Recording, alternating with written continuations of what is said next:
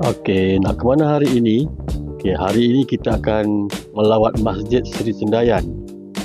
Masjid ni merupakan antara masjid yang tercantik di Malaysia lah, dan menjadi mertu tanam utama di Bandar Seri Sendayan Negeri Sembilan. Masjid ini diwakafkan oleh Tan Sri Abdul Rashid Husin yang merupakan pengasas kumpulan RSB dengan anggaran kos pembinaan sekitar 100 juta ringgit.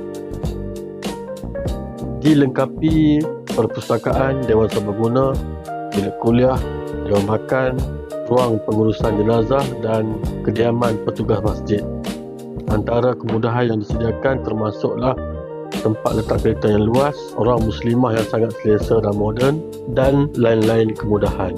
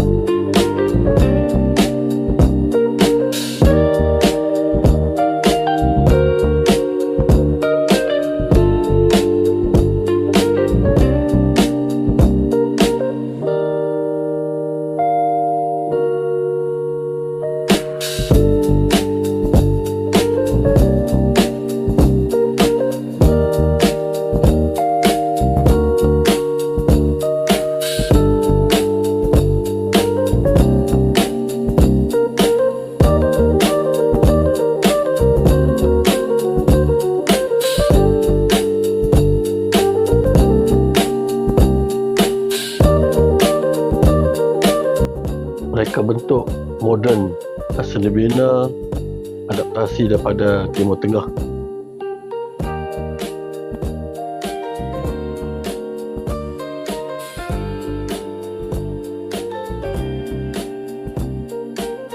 Bahagian dalaman dihiasi ukiran kayu, khat Islam, saluran emas dan kubah utama yang mempunyai hiasan emas 24 karat.